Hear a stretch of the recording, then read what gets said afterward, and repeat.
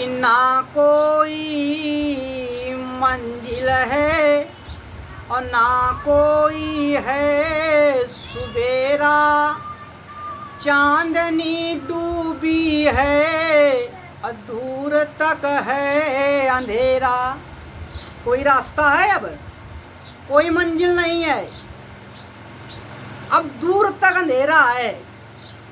अंधेरा हमारा जब तक ये मानव तन में है, मानुष तन है, तब तक उजाला है, तब तक मंजिल है। और जब ये मानव तन नहीं रहेगा, इसके बाद कोई ठिकाना नहीं है, कोई मंजिल नहीं है, कोई उजाला नहीं है। 84 में कोई उजाला होता है क्या? 84 तो अंधेरा है, दूर तक अंधेरा है। कि आज कल गलीचों पर अब बिस्तर लगा तुम्हारा है, और कल के लिए नहीं सोचा, और करी हो कहाँ गुजारा है। हमने आज के लिए सोचा, पर कल के लिए किसी ने नहीं सोचा कि कल क्या होगा। अब कल के लिए क्या सोचना है? अब कल कमाने जाना है, कल खाना है, कल के लिए तो इस संसार में आकर के तो व्यवस्था करनी पड़ेगी। पर कल के लिए तो हमने यहाँ आकर के यहाँ की व्यवस्था के बारे में सोचा, यहाँ परिवार के बारे में सोचा, पर यहाँ आकर के हमने अपने बारे में नहीं सोचा कि कल हमारा क्या होगा। आज हमारा बालापन है, कल बालापन नहीं रहेगा। तो जब हम जवानी में प्रवेश करेंगे तो हमारा जवानी में क्या होगा। आज हम जवानी में हैं, कल हम बुढ़ापे में प्रवेश करेंगे तो हमारा बुढ़ापे में क्या होगा। आज हम बुढ़ापे में हैं, अब कल जब हम ये शरीर छोड़ेंगे और जब अगला जन्म में प्रवेश करेंगे तो उसमें हमारा क्या होगा। इस बार इस मानव तन में जब तक हैं तब तक तो पता है कि हम क्या हैं, क्या नहीं है, क्या कर रहे हैं, क्या नहीं कर रहे हैं। पर इसके बाद जब हम ये शरीर छूटेगा हमारा, तब किसी को पता है। कल के लिए नहीं सोचा, कर यो कहाँ गुजारा है, कहाँ गुजारा करोगे। गर्मी लगी पंखा चला लिया, ठंडी लगी रजाई ओढ़ लिया, क्योंकि जब तक मानव तन में है, जब तक ये चेतन है, और जब शरीर छूट जाएगा, जब 84 में जाएंगे, तब ये ज्ञान भी चला जाएगा, ये बोलता भी चला जाएगा। तब किससे कहोगे, तब कैसे बात करो, किसको अपन विपद बताओगे। तो इसीलिए कल के लिए सोचना है हमको भाई। यहाँ संसार में आकर के तो व्यवस्था करना है हमको। अगर व्यवस्था नहीं करेंगे तो हम रहेंगे कहाँ, खाएंगे क्या। पर मानव तन पाने के लिए कल के बारे में सोचना है कि कल हमें मानव तन कैसे पाना है। ये शरीर भाई, आज घर हमने बनाया बढ़िया, अब घर कल कोई गिरा दे तो कितना कष्ट होगा। हमारे 10,000 रुपये कहीं गिर जाते हैं तो तकलीफ होती है कि यार हमने इतनी मेहनत से कमाया और हमारे पैसा गिर गया, बहुत तकलीफ होती है। खाना पीना छूट जाता है, चिंता हो जाती है। पर जब ये इतना बड़ा महल बना करके जाओगे, जीवन भर कमाई, जिंदगी भर की कमाई जब छोड़ोगे, तब कितनी तकलीफ होगी, कितना कष्ट होगा। कैसे छोड़ोगे, छोड़ पाओगे? नहीं छोड़ पाओगे। फिर आगा, फिर जहाँ आशा हुई वासा, फिर पुनः नहीं छोड़ पाओगे। इसीलिए कहते हैं कि छोड़ने के लिए आदत डालनी पड़ती है, धीरे धीरे। और धीरे धीरे जब कोई चीज़ की आदत पड़ती है तभी वो कार्य हो पाता है। अन्यथा वो कार्य नहीं हो पाता है। एक बात याद रखिए, छोटा बच्चा होता है उसे ककारा पढ़ाया जाता है, मंत्राएं पढ़ाई जाती हैं। उसी ककारा से, उसी मंत्राएं से बच्चा हिंदी पढ़ने सीखने लगता है। उसको पूरी किताब तो बताई नहीं जाती है, क्या बताया जाता है? केवल ककारा और मंत्राएं। उसी से न ककारा और मंत्राएं से ना पूरी पढ़ाई बच्चा पढ़ लेता है। और अगर मंत्राएं बच्चे को नहीं आ रही हैं, ककारा में मंत्र लगाना नहीं जानता है, तो बच्चा पढ़ पाएगा? नहीं पढ़ पाएगा। हिंदी नहीं पढ़ पाएगा, अंग्रेजी नहीं पढ़ पाएगा। तो सबसे पहले बच्चे को क्या जरूरी है? ककारा मंत्राएं। जब ककारा मंत्राएं बच्चा सीख जाता है तब हिंदी पढ़ना सीख जाता है, तभी वो बच्चा पढ़ पाता है। हमने तो यहाँ किताबों का ककारा अपने बच्चों को पढ़ा दिया और किताबों का ककारा पढ़ करके वही हम भी पढ़े, वही पढ़ करके वही शिक्षा हमने ग्रहण कर दिया। पर आपने ककारा मंत्राएं किताबों का तो पढ़ लिया, पर आपने जिंदगी का ककारा पढ़ा है? जिंदगी का ककारा कब पढ़ोगे? जब तक हम जिंदगी का ककारा नहीं पढ़ेंगे, जब तक जिंदगी की मंत्राएं इस ककारा में नहीं लगाएंगे, तब तक हमारा जीवन सुधरने वाला नहीं। हिंदी हमारी गड़बड़ हो गई, हिंदी नहीं पढ़ पाए। क्यों नहीं पढ़ पाए? क्योंकि उसमें हम मंत्रा सही से नहीं लगा पाए, सही शब्द का उच्चारण नहीं कर पाए, क्योंकि गलत हो गया, अक्षर गलत हो गया। इसी प्रकार से आपके जीवन में जिंदगी का ककारा जब गलत हो जाता है तो जीवन की लेखनी कहाँ सही रहेगी?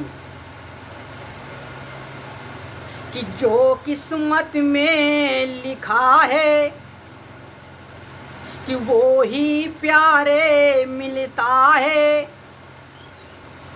जो किस्मत में होगा वही मिलेगा। अब जिंदगी का ककारा पढ़ना है तो जिंदगी का ककारा कौन सा पढ़ेंगे हम? वो जिंदगी का ककारा पढ़िए। मंत्राएं जिंदगी की पढ़िए। कौन सी? कि आसे अबल नशा सब छोड़ो और 5 मास से मुख को मोड़ो। जीवन का ककारा पढ़ याद रखना। जब जिंदगी का ककारा याद रहेगा तभी हिंदी पढ़ना सीख जाओगी जिंदगी की, तभी जीवन अच्छा बीतेगा। आ से छोटे बच्चे का होता है आ से आम। बच्चा पढ़ाया जाता है तो कहते हैं बच्चा पढ़ो आ से आम। ये तो बच्चों की शिक्षा हो गई, पर आपकी शिक्षा क्या है? आपके लिए आ से क्या होता है? आ से कि आ से असल नशा सब छोड़ो और 5 मास से मुख को मोड़ो। आपको नशा मुक्त होना होगा, आ से नशा छोड़ना होगा, 5 मास से मुख मोड़ना होगा। 5 नशा। पहला नशा मांस नहीं खाना चाहिए, किसी का मांस मत खाओ। दूसरा कनक। जब आदमी कहते हैं कनक कनक ते 100 गुना, या पाए बहुराए या खाए बहुराए। इंसान को अधिक दौलत मिल जाए तो वो संभल नहीं पाता है। जब दौलत आ जाती तो आदमी अभिमान में माया के बहक जाता है। या तो दौलत में बहक गया, पागल हो गया, और या तो कनक एक होता है जैसे धतूरा, वो खा ले तो पागल हो जाएगा। कनक एक कनक कामनी, या इंसान किसी के कामनी में भूल जाए, वासनाओं में भूल जाए, वाणी में भूल जाता है। आदमी की वाणी सही नहीं है, खानी सही नहीं है। खानी मतलब खाना पीना नहीं सही है, वो गलत है। इच्छा, वासना, आशा और कल्पना, जब तक इंसान के अंदर ये हैं तब तक उसका जीवन सुधरने वाला नहीं है। आज से इतनी चीजों को सुधारना है, तब ये जीवन सही रहेगा। कि आ से अब, आ से आम, छोटा आ और बड़ा आ। बड़ा आ से क्या होता है कि आ से आदि अंत तुम नाही, और जगत ब्रह्मा से भितराही। आ से आदि अंत नहीं, आपका शरीर का अंत है पर आपका अंत नहीं है। आपका अंत है, आपका अंत नहीं है। यहाँ मरता कौन है? ये शरीर मरता है, आप नहीं मरते हो। आप तो अजर अमर हो। कि जहाँ न से आए अमर वही देश हवा। हम लोग कहाँ से आए? अमर देश से। कि आए हम वही देश से जहाँ जाते वरण कुछ नाए,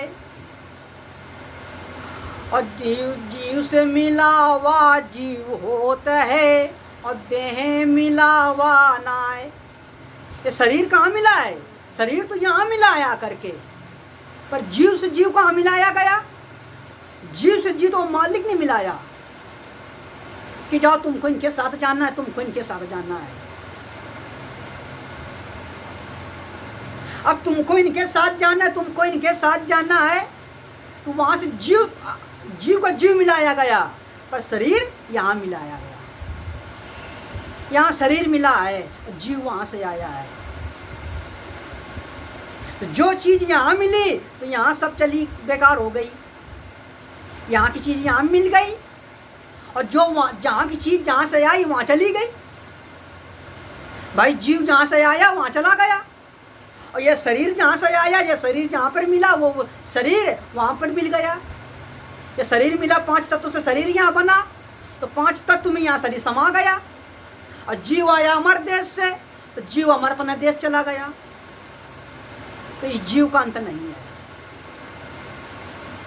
न इसको ब्रह्मा ने बनाया, ना शंकर ने बनाया, ना विष्णु ने बनाया। इन्होंने तो रचना की है। भाई ब्रह्मा ने तो रच दिया। ब्रह्मा का काम है रचना, और विष्णु भगवान का काम है पालना, और शंकर जी का काम क्या है? संहार करना। आप एक बच्चा पालिए, छोटा सा बकरी का बच्चा है, तो आप जब बकरी का बच्चा घर में छोटा सा ले आए तो आपने क्या किया? आपने ब्रह्मा बन करके उस बच्चे को रच दिया, दरपे में डाल दिया, तो आप ब्रह्मा बन गए। उसी बच्चे को दाना खिला रहे हैं, पानी पिला रहे हैं। पिलाते हैं पानी नहीं दाना? क्यों पिलाते हैं? जब किसी की सेवा करते हैं, जब किसी का पालन पोषण करते हैं, तब उस समय आप विष्णु का अवतार होते हैं। विष्णु जी का काम क्या है? पालना। आप जब अपने बच्चे को पालन पोषण करते हैं तो आप कौन हैं? आप विष्णु भगवान हो, आप विष्णु का अवतार हो। और जब आपने सृष्टि बच्चे को रचा था, जब पिंडदान में बच्चे की रचना हुई थी, तब उस समय आप ब्रह्मावतार में थे। और जब वही बच्चा 10 किलो का हो गया, 20 किलो का हो गया, और उसी को जब बच्चे को संहार करवा दिया, कटवा डाला, तो आप कौन बन गए? शंकर जी। शंकर जी काम क्या है? श्रृंगार करना, तो आप शंकर जी बन गए। तो आप ही ब्रह्मा बने, आप ही विष्णु बने, आप ही शंकर बने। ठंडी में बकरी के बच्चे को खूब बचाया, उड़ाया। जाड़े से क्यों बचाया? जाड़े से रक्षा क्यों की? इसलिए रक्षा की थी कि ठंडी पार हो जाए, इसके बाद बेचेंगे तो अच्छा पैसा मिल जाएगा। रक्षा इसलिए की कि बच्चा कराने के लिए रक्षा की थी, कि बचाने के लिए की थी, मरवाने के लिए रक्षा की थी। तो उस बच्चे को सुख मिला कहाँ? सुख मिला कहीं? कहीं नहीं सुख मिला। आप ही ने पाला, आप ही ने सृष्टि रचा और आप ही ने मरवा डाला, तो उसको सुख मिला? सुख नहीं मिला। तो इसी मृत लोक में यही तो हो रहा है। ब्रह्मा जी ने पालन किया और विष्णु जी के द्वारा, ब्रह्मा जी के द्वारा हमारा शरीर रचा गया और विष्णु जी के द्वारा हमारा पालन पोषण हुआ और शंकर जी के द्वारा हमारा श्रृंगार हुआ। तो हमको सुख मिला कहाँ यहाँ पे? और हम यहाँ आए हैं सुख पाने के लिए। हमको कहीं सुख मिला?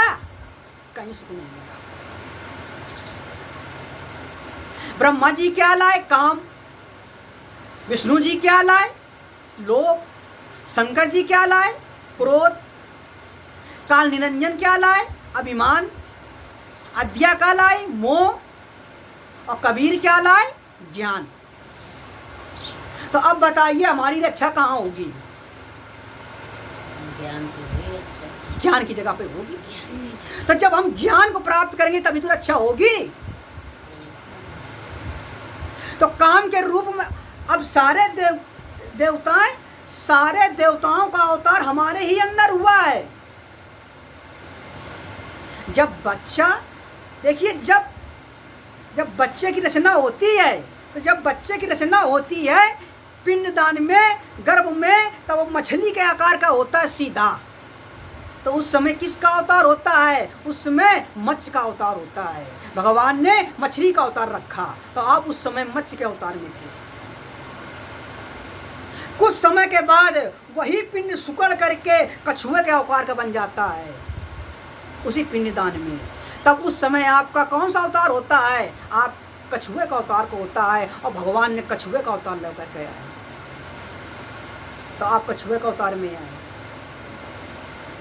इसके बाद आपका जब जन्म हुआ तो आप मैल में सने मुने थे, जमीन पे भूमि में गिरे। तब उस समय आप किसके अवतार में थे? उस समय आप सूकर के अवतार में थे।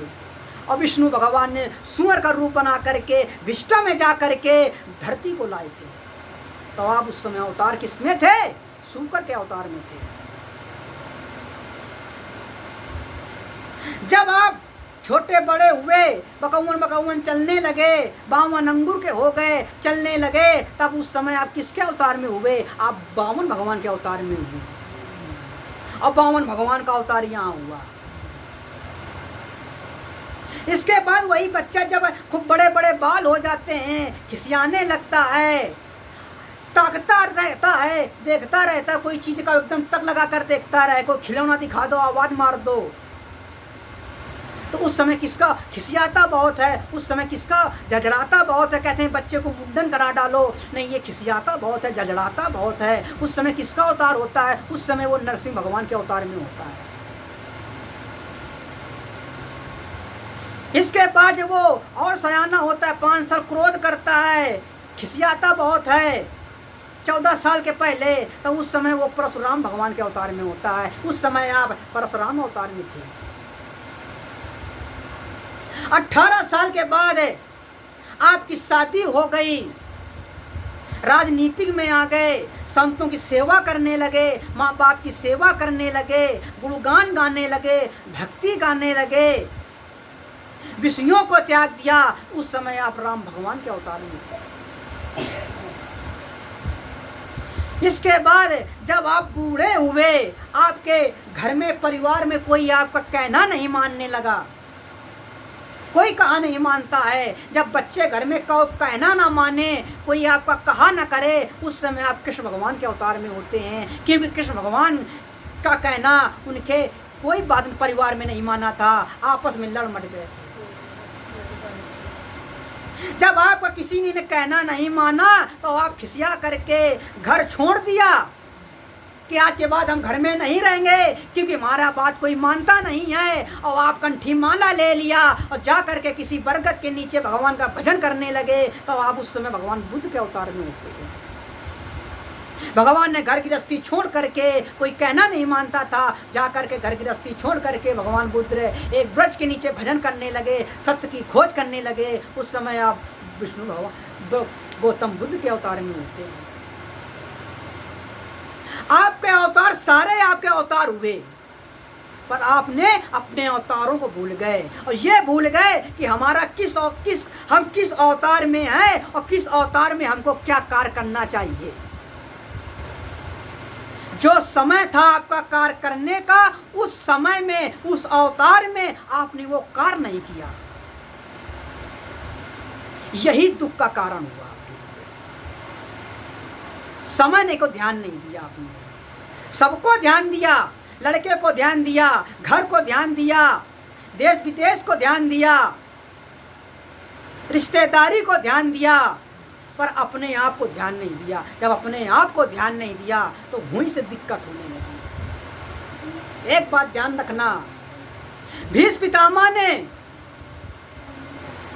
एक बार रास्ते जा रहे थे, और रास्ते में रथ में थे, वो राजा थे, और रास्ते में एक सांप था।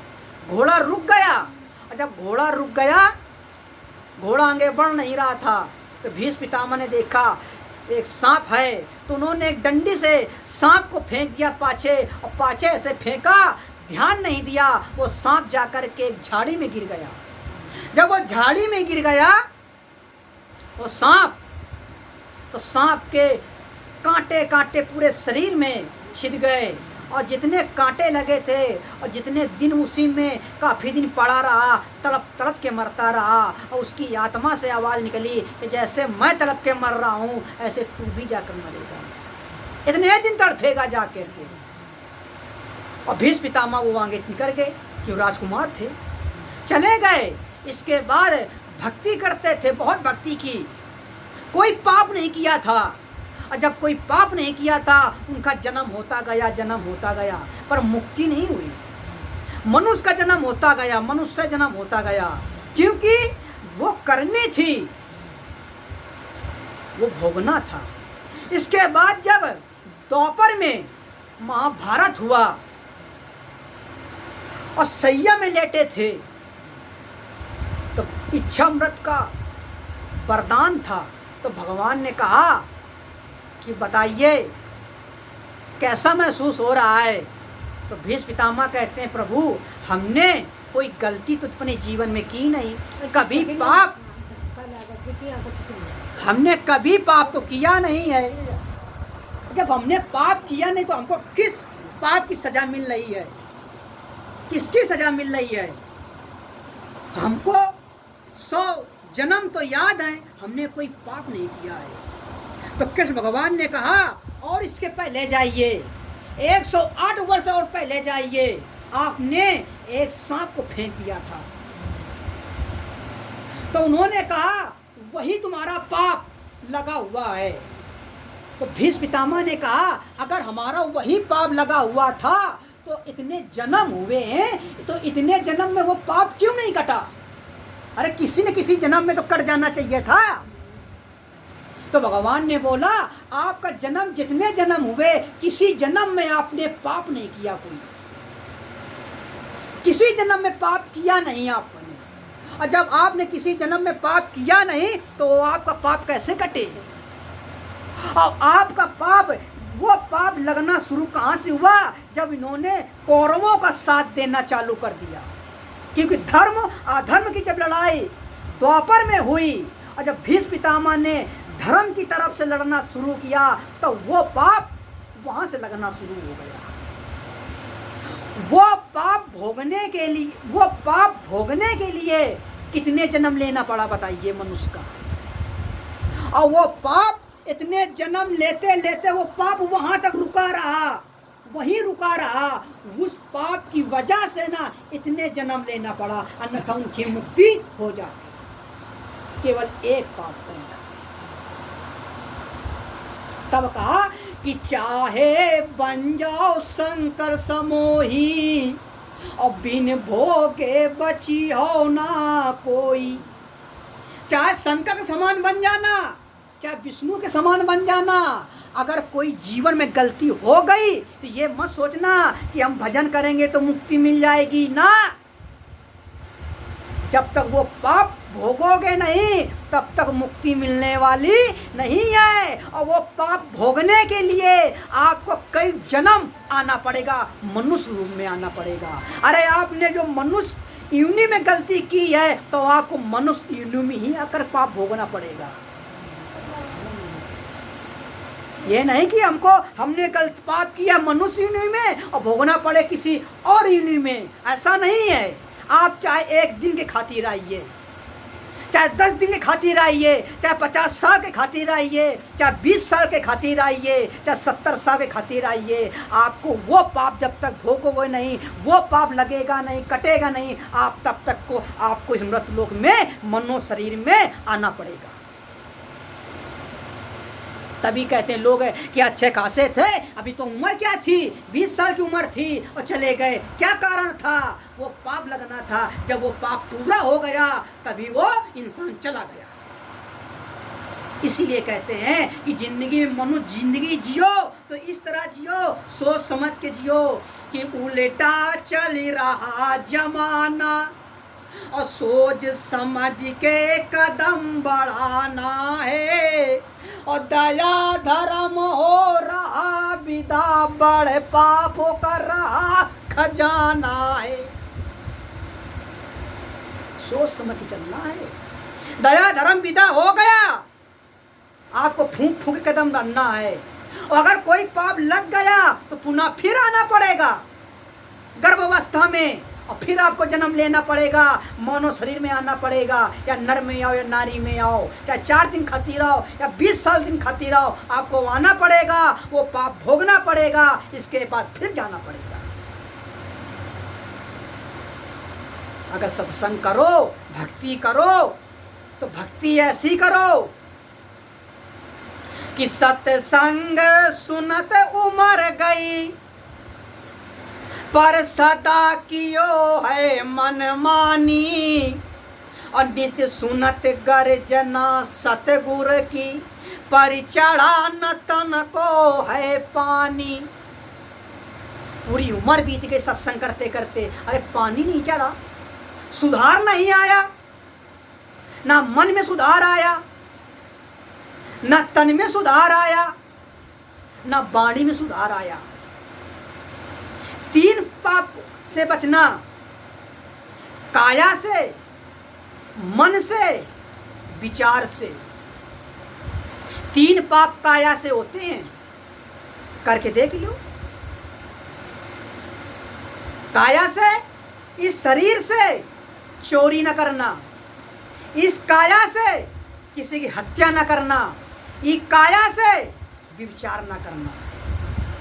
अब अगर इस काया से 3 पाप हो गए तो चोरी चुगली निंदा करी हो तो बीमारी ऐसी धरी लेवेगी। और दुनिया में रगड़ो नाक मगर कहीं ठीक नहीं हो पावेगी। करके देख लो, ये काया से चोरी करके देख लेना। जिस काया से, जिस अंग से, जिस हाथ से, जिस पैर से आप चोरी करेंगे, हत्या करेंगे, व्यभिचार करेंगे, उसी हाथ में दिक्कत होगी, उसी पैर में समस्या होगी। 3 पाप में, ये मन से, ये वाणी से किसी की निंदा न करना, ये मुंह से, इसी वाणी से किसी को गाली न देना, इस वाणी से, और इस वाणी से झूठ ना बोलना। कि चोरी चुगली निंदा करियो, करके देख लो। दिन रात जो चोरी चुगली निंदा रहता है ना, वो कभी बीमारी से मुक्त नहीं होता है। 3 पाप इस जवान से न करना, 4 पाप इस मन से न करना, छल न करना, ईर्षा न करना, दम न करना, कपट न करना। और 4 पाप मन से छल कपट करके देख लीजिए, क्योंकि कि दागा किसी का सगा नहीं और ना मानो करके देखो, और जिन जिन ने यार दगा किया और उनके घर में जाकर देखो। जिनने दगा दिया उनके घर पे जाकर के देखिए। जिन लोगों ने व्यभिचार किया, एक औरत थी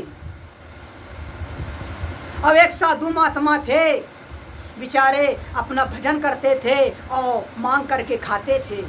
जब मांग करके खाते थे तो उस औरत को जलन होने लगी। जलन क्यों होने लगी? कि वो औरत कपटी थी, छल था, ईर्षा रखती थी, दोष करती थी, खिसियाती थी। तो वो खिसिया गई कि ये महात्मा का रोज ड्रामा यही है। तो उस औरत ने कहा, एक दिन उसने लड्डू बनाया और उस लड्डू में उसने जहर मिला दिया। अब जहर मिला दिया तो महात्मा जब जी आए मांगने, तो उस औरत ने वो लड्डू जो जहर मिलाए थे वो लड्डू उस महात्मा जी को दे दिया, खा लेना जा करके। अब दूसरा घर निकले तो एक भली औरत थी कि महात्मा जी को बुलाया कि महात्मा जी आप हमारे घर आइए, थोड़ा प्रसाद लेते जाइए। उसने खीर पूड़ी दे दिया। महात्मा जी लेकर के चले गए, बरगद के नीचे रुक गए। उन्होंने सोचा कि खीर पूड़ी अभी सुबह की है, इसे पहले खा लिया जाए, लड्डू तो दोपहर तक खा लिया जाएगा। उन्होंने खीर पूड़ी खा ली और लड्डू रख दिए। जब दोपहर हुई तो 2 बच्चे उसी बरगद के नीचे आए और पानी पी रहे थे। तो महात्मा जी को दया आ गई कि बेटा पानी पी रहे हैं ना, तो लड्डू दे दे। और लड्डू दे दिया और लड़के लड्डू खा लिया और हवा लगी, पर रहे आराम से सो गए। उसमें तो जहर था। जब 2 घंटे उठे नहीं तो बच्चे जब मर गए तो पूरे गांव में हल्ला हो गया कि महात्मा जी ने बच्चों को मार दिया। जब पूरा गांव इकट्ठा हो गया तो वो औरत भी वहां गई तो देखा, क्या देखा कि उसके बच्चे, तो वो उसके 2 ही बच्चे थे, वो उसी के बच्चे थे। उन्होंने कहा महात्मा जी ने तुमने ये क्या कर दिया? तो महात्मा जी ने बोला हमने क्या किया, जो किया तुमने किया है। लड्डू तुमने दिए तो तुम्हारे लड्डू तुम्हारे थे, बच्चे तुम्हारे खा लिया, हमने कुछ नहीं किया।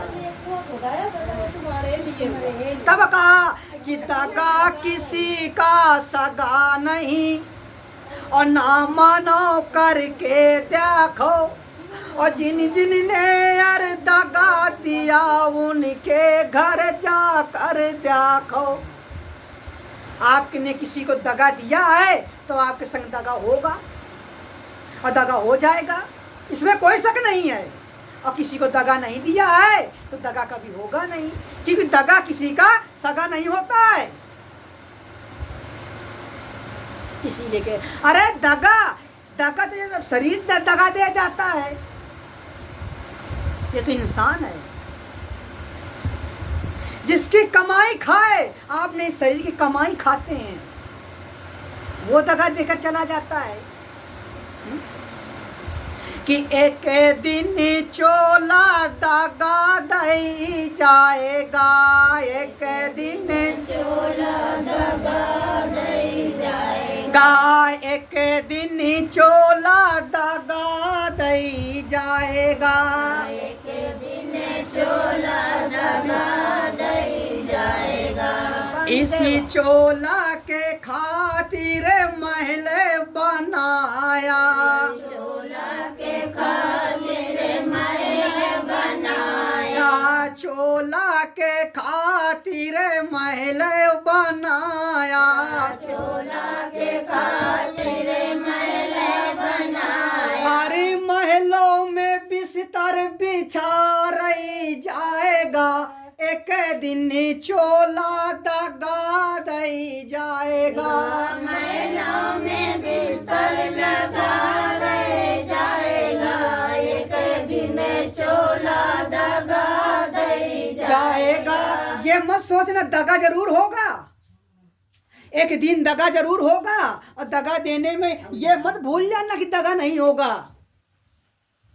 चाहे महल बना लीजिए, महलों में चाहे बिस्तर बिछा लीजिए, और ऐसा दगा देने वाला दगा देकर चला जाएगा कि बिस्तर बिछा रह जाएगा और पता नहीं लगेगा, अब दगा देकर चला जाएगा। जिस पर जितना भरोसा है ना, यही दगा देकर चला जाएगा। जिसके कारण तुम दिन रात परेशान हो, वही दगा दे देगा तुमको। कि इसी चोला के खातिर कुइया खोदायो, अरे कुइया में पानी भरा रही जाएगा, एक दिन चोला दगा दई जाएगा। कुइया में पानी भरा रह जाएगा, एक दिन चोला दगा दई जाएगा। एक दिन चोला दगा दई जाएगा, एक दिन चोला दगा दई जाएगा। हरी चोला के खातिर बगिया लगायो, चोला के खातिर बगिया लगायो। हरी बगिया में फुलवा खिला रही जाएगा, एक दिन चोला दगा दई जाएगा। बगिया में फुलवा खिला रह जाएगा, एक दिन चोला दगा दई जाएगा। ये भरोसे न रही ना, इस चोला का भरोसे न रही ना कभी। प्रभु ने बताया था कि हमारे भरोसे न, चोला का भरोसे न रहना, यहां तक कि हमारे भरोसे भी न रहना, अपने भरोसे रहना, अपने भरोसे कार करना, दूसरे के भरोसे मत कार करना। नहीं, धोखा वही खाता जो दूसरे के सहारे रहता है, वही धोखा होगा एक दिन और दगा देने में कोई कसर नहीं होगी। पर यहाँ जानत हो पर मानत नाही, और नालती ऐसी जिन, और कहे कबीर फुकार के हुआ मोतिया बिन।